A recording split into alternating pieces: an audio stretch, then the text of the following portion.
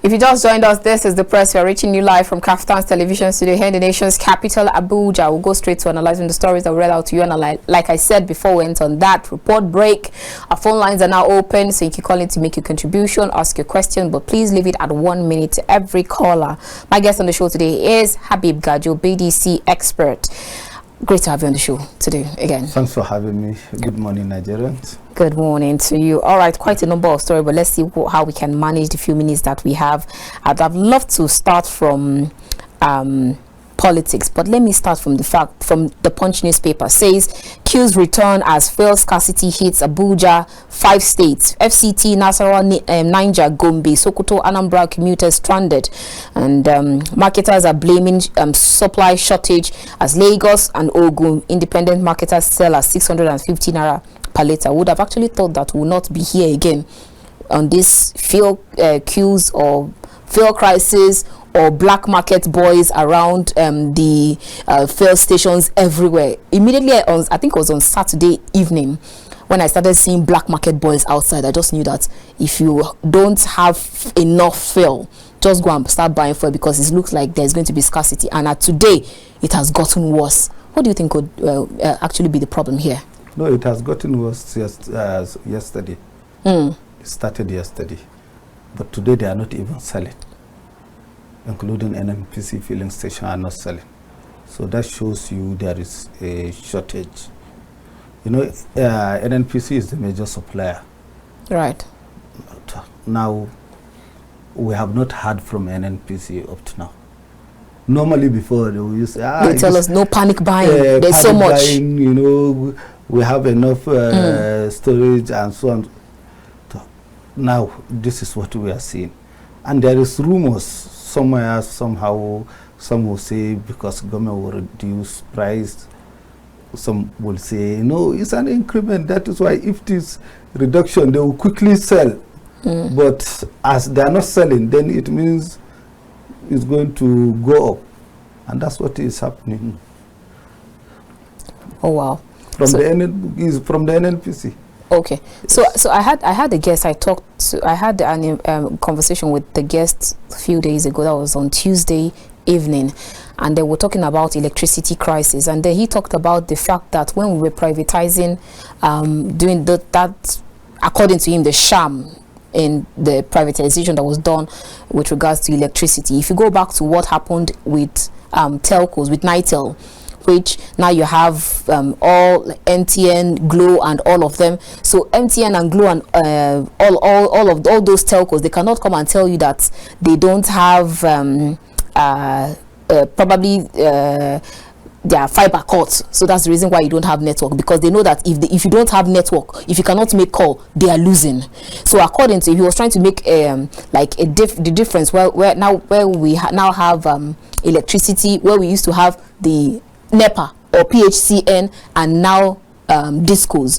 Before, PHCN will tell you that we don't have meters. We'll give you billing, estimated billing. That's the same thing that the discos are doing. So there's almost no difference between the discos and the PHCN we had then. So now we bring it to talking about energy crisis, fuel crisis, and then he talked about the fact that the NNPC that is supplying is already a limited liability company, would come out to tell you stories. But if you look at NLNG, they're even doing far better. That they even crossed to even go. In fact, they've gone the whole 9 yards. They're doing better than their mother company, NNPC.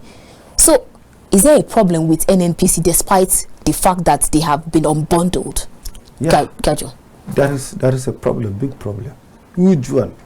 In fact, NNPC is a corrupt agency of government or a company of government, now a liability company, where corrupt people, so-called cabal,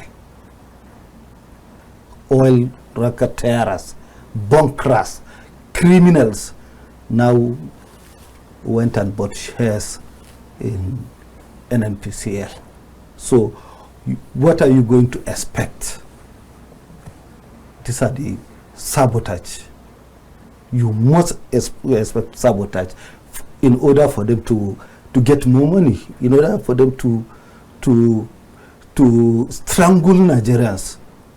You understand? So that you cannot do anything. You cannot move.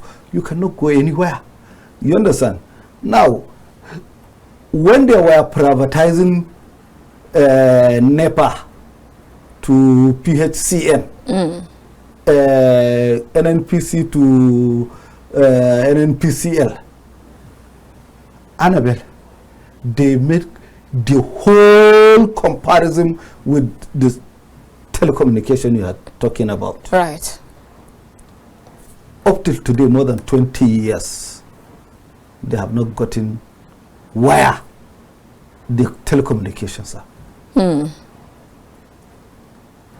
Because 1 minute of lack of network, they will lose millions of nairas. And then they will start running around to make sure that they fix it. Yes. But you don't see that one in electricity. And you understand? In electricity, they will shut down and Nigerians will pay for the same darkness. Exactly. But in telecommunication, all what you require is to remove your battery, or you remove your SIM and keep it and put another one that has network and continue your business. Exactly. You understand? So there is no basis of comparison between telecommunication and energy sector. You understand? You can't change meter because Jinkos don't have light, discos have light. So let me swap. You can't. Okay, now, you understand? Now, when we're actually making that comparison, now I hear my guests say that we should have, instead of the Gencos, the transmission company, and then the disco, we should also have a retail company where you have if the discos give to the retailers, if disco A is not providing, I can switch and decide I don't want to disco A, I want to go to disco B. That's the same thing that is happening with telco. Do you agree with that? That's what I'm saying. In electricity, you can't, because it's only 1 meter, and the source of generation is only one. It's the distributions that are different. You understand? But the source of the generation is one. Now, there is one of these African countries, I think Tanzania. Tanzania shut down hydroelectric power 10,000 megawatt because it's too much for them. They have now storage. How did he got to that level? They have a plan. Every 4 years, you must construct a dam and you generate electricity. But in Nigeria today, since Obasanjo, nobody has even rehabilitated one dam, talk less of constructing one. You understand? During Obasanjo, they constructed and rehabilitated 109 dams and mini dams across Nigeria. At that time, the Minister of Water Resources, Shagari, Mukhtari Shagari, he was the president of World Water Resources and African Water Resources. They are having meetings here in Nigeria. At that time, we don't hear about Legbo Dam. Cameroon has opened their Legbo Dam and is flooding Nigeria. No, we store the water. But today, tell me, there is no plan. There is no plan for it.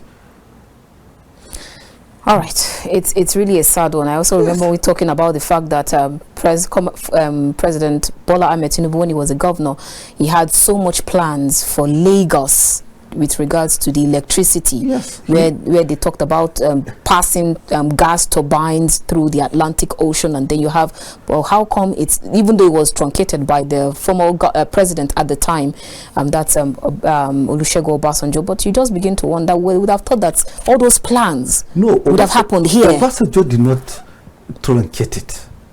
You understand? When Tinubu left Lagos State government, and they can't continue with it. At that time, they are generating electricity for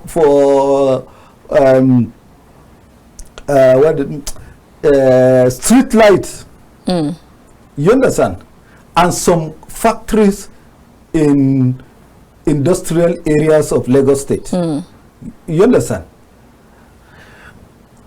That is why in Lagos, in every street, they have two transformers.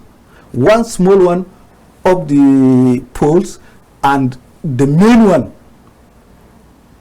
down. You understand? Normally, if never brought light, it will blow. They will say, the unit,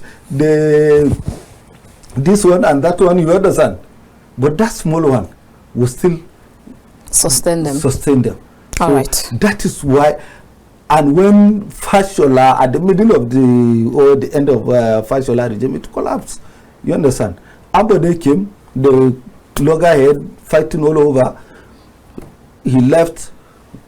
Sanwo-Olu came, and so lucky for him, he came under Buhari.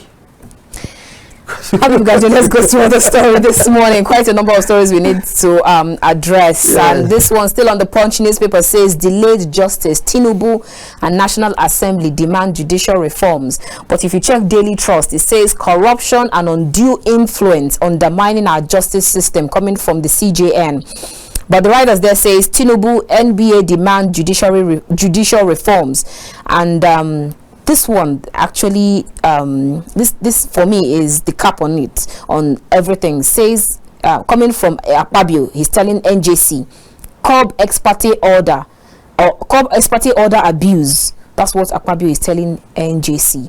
Then Yadudu says politicians are not judges, are to be blamed. What are your thoughts on all of this? Politicians should be blamed. You understand? Because they are the policy makers. You understand? And they are the implementers. Are they actually the implementers? They are the executive. Judiciary is an arm of government. Those who are making the law are also arms of government. And unfortunately, the executive and the legislature are politicians. We saw how even leadership of the National Assembly have gotten injunction to have their way to the National Assembly, to become leaders in the National Assembly.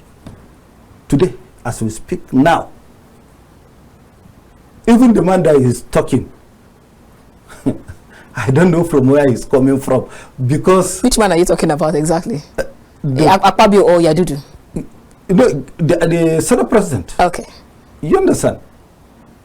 He came through ex parte order and got injunction. The same thing with Ahmed Lawal, the same thing with many of them. You understand? And they got judgment, but they destroy our judiciary. They destroy our judges that we are seeing that they have integrity. It has exposed all of them. What happened in Kano, what the judges did in Kano today, they are answering questions somewhere in one of our security agencies, questioning them the type of money they collect to give that judgment. So you see, judiciary not only reform, it need overhaul. Yes, we have to rebuild it, reposition it, and restructure it. Or would you still have the same crop of people that you have right there? So it means when you talk of overhaul, how overhaul is overhaul? Maybe that's the question. As an arm of government, judiciary is an independent arm of government. You understand? Or independent institution. The NJC will now lead the reform. The executive have a little to do. Is by funding. And even if they cannot fund, they have first line charge. I don't know whether the lawmakers will stop it, but if they want to reform judiciary, they can do it and restructure it and let cases go back to where they ought to have been. You understand? Or, for example, they will tell you High Court, Magistrate, High Court, Federal High Court. What is High Court and Federal High Court? You understand? This one is in the state. And the same Federal High Court is also in the state. Right. And you have a magistrate too. Some will say they have coordinate jurisdiction. But the element who are there are the same people, are the same judges. Judge, they call them. Is one of the biggest crises we have with EFCC and the High Court having, or Federal High Court having an issue of Yahya Bello. All right, because you mentioned Yahya Bello, let's move straight to Yahya Bello's case.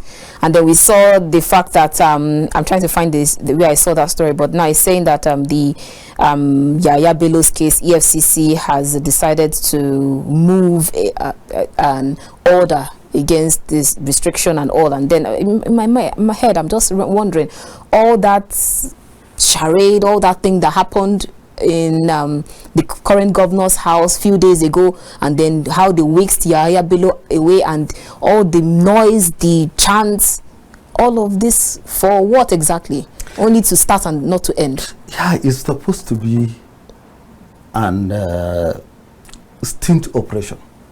You understand? But you know, EFCC, media trial, they blow it to the media even before gotten Yahya Bello. They're supposed to have arrested him before calling the media. And the man was rescued by his successor. But I heard the EFCC chairman saying that he on so many occasions he has invited him politely to come and answer questions, but he refused, and he even asked the EFCC chairman and the director to come to his own village. Yahya Bello said they should come to his own village. That's what the EFCC chairman said, that they should come to his own village. They should be the one to come. So that's why they decided to go that way. He is right. Yahya Bello is right. But that's not what Fayoshe did in his own time, if you remember. If you remember, in Fayoshe's time, I think, yes, it was Fayoshe. It's Fayoshe. In his own time, that's not what he did. Fayoshe packed his bag and went to them and said, okay, here I am. No, even invited them, saying, I'm waiting for you. Right. Even if you will detain me for 1 month, I'm prepared for 1 month or 2 months. Let's go. You understand? And they didn't arrest him. They just went together. Then they arraigned him. He got bail, and he continued his the trial continues, and he continued his own business. But the issue with Yahya Bello, his case started before the end of his tenure. At the middle of his tenure, if you remember, or if Nigerians will remember, there was a time that EFCC blocked or PND the Kogi state government account. You understand? And they went to High Court. And High Court restrained the EFCC, do not arrest, do not invite, do not arrest, do not, is it persecute or, and so on, you understand? And EFCC went to Federal High Court. That's what I'm saying, you understand?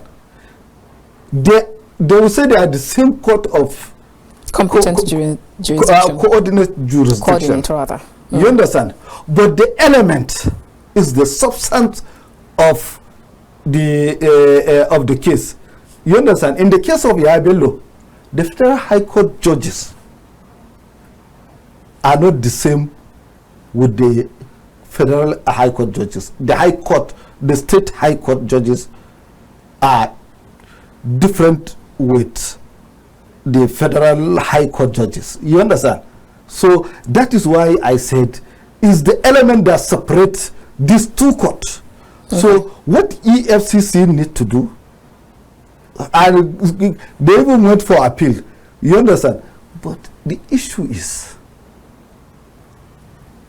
we are here in Nigeria. That is why we are advising for the reform of judiciary. Right. Let High Court and Federal High Court know their positions.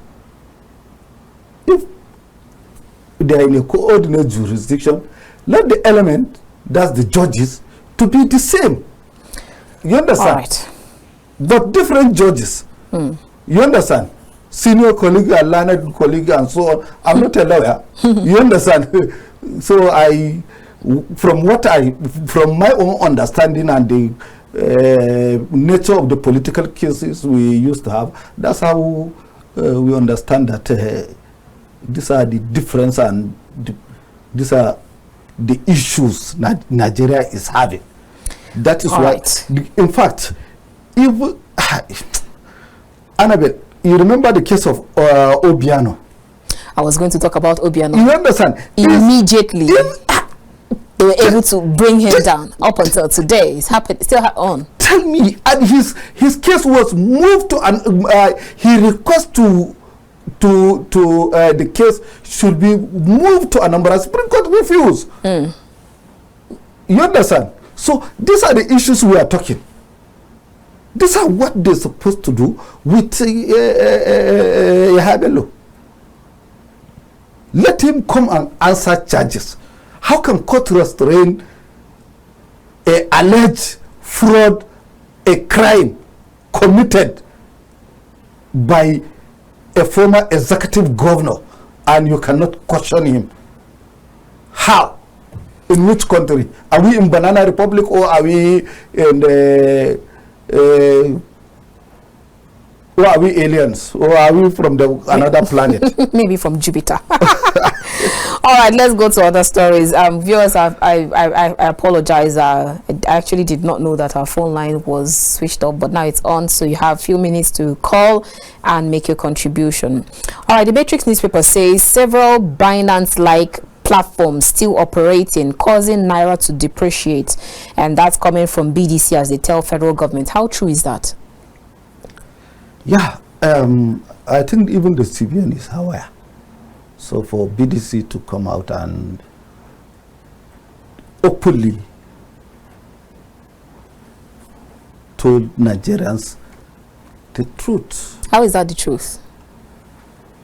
You see, when these Binance people, you know, some organized crimes in Nigeria, you will wonder how it happens. This Binance guy was arrested and escaped and left the country. You understand? But the operations is still online. They banned Bitcoin, and these guys moved to Binance. And now, since Binance has activated, so everybody is looking for dollar again. So they need to shut down that Binance, in order for the real price of central bank to exist and to be sustained, so that the inflation will go down, the cost of commodities will go down. But lack of trust in between the marketers and the business people, the cooperative people, the banks, is quite pathetic to say. You understand? It's only the BDC that has a real market that operate wonderfully and helping the government to reduce or to maintain the cap price. You understand? Because if central bank give a cap price, nobody will go above the CBN. You have to be on that line or even below. The lowest you can have is for those who are selling. You understand?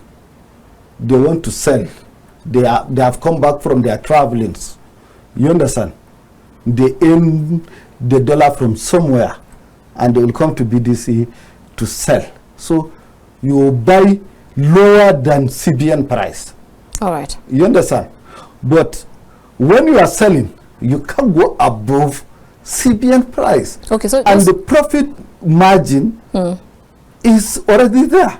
Okay, just because we're talking about CBN, the dollar and all, I recall seeing that move, the increase in the Naira to the dollar, even though we thought that the Naira was already gaining its own stamina against the dollar. In fact, the Naira now looks like the world, everybody is now looking. I heard someone say the Naira is now standing like the big brother of the world, not even the big brother of Nigeria.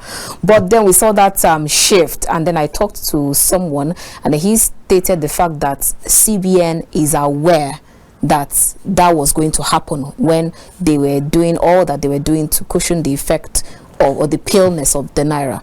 Did you actually see that coming, or do you see that as just one of those excuses they give? No, as market operators, you understand, or BDC operators, we are aware and we are prepared for a gallop. Okay. In every business, there is a gallop. Gold goes down and comes up.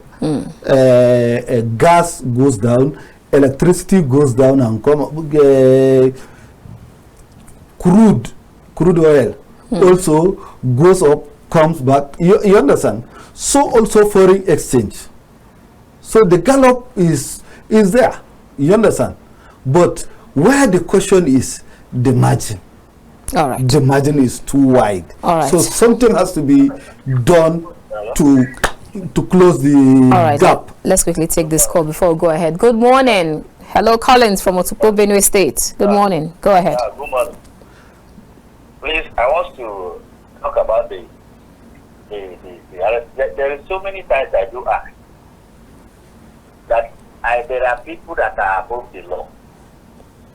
If me, as a common man now, is the one that EFCC is looking for, they will not even invite me, they will just come and pick me. Now they invite the Annabel, and he refused to agree to their voice. Let that be aside, because they are in power, they have money, and they are recognized Depreciation. Now the dollar aspect, please, we don't even need to talk much about our Naira, because we don't value the Naira. In the sense that now, you know, there are some companies or there are some institutions in Nigeria that are paying them dollars. Will you find out in US, in any company or in any organization that they are paying Naira? They don't do that. Not until we put all these things right, more especially from our place here, which is Nigeria, then the dollar will not have value. So it's better to start it now. No matter what, whether it's a foreign company, let them pay our workers. Even the value of the dollars, let them pay equivalent to that value, but the money should be paid in Naira. to All give right. respect to our money. All right. If that is not done, forget about it. Everything dollar has make us to be suffering here and there. Thank you. Thank you so much, Collins from Otukpo, Benue State. Good to hear from you again. All right, I've just taken this one from Nigerian Tribune that says EFCC discovers Yahoo training schools in almost all states. And I was just wondering, when I read that story, I was like, okay, let me just leave it. Yeah, Habib Gajo, our time is fast spent. Let's quickly take this last one. I think it's from Daily Trust. I saw a particular story from Daily Trust that talks about Zulum. It says, okay, I'm sure I'll find that story. I can't remember. It talks about Zulum saying that the military should establish a military zone or military force or military station in Sambisa Forest to curb insecurity. Do you think that's actually a right step in the right direction? Well, but it's too late. Is it too late? Yes. Is it ever too late for anything? You see, there is already a joint multinational cooperation of the military between Nigeria, Niger, Chad, and Cameroon in the same location. You understand? That is why I said it's too late. And you have Africa Command in the Sahel. You understand? And we are all aware what the activities of the Africa Command is. You understand? Mm. The Africa Command, most of them train these criminals you are seeing, these terrorists. They are trained by Africa Command. In fact, Annabel, you see, God is wonderful. God is a merciful, you understand, God. Now, they trained most of these military juntas leaders. They trained the man in Niger. They trained the man in Burkina Faso and also in Mali. The same American Africa Command base with American funding, and they came back to their country and continue, and they now saw, these people are cheating us, these people are destroying us, these people are our enemies. They took over the government and pursued all of them. They shut down the bases. Niger was being shut down, but it's like you free yourself from one colonial and you fall into another colonial star. You push France, you brought Russia. What is the difference? You understand? Tomato. Tomato. All You right. understand? So these are the issues. You understand? Zulum, it's good to make a good advice. You understand? But it's too late. He is aware that it's too late. You understand? All but right. I know he's thought that something needs to be done, but he has to swallow that word or that statement in order not to look radical or something like that. You understand? But we need to shut down all those bases, foreign military bases around West Africa. All right. You understand? All Then right, we'll Gajo. establish our own so that we'll fight insecurity, we'll fight terrorism. All right. You understand? Thank you so much, Habib Gajo. Our time is fast spent. We're so sorry we can't actually go on. Thank you so much. It's always a pleasure having this talk with you. You're welcome, Annabel.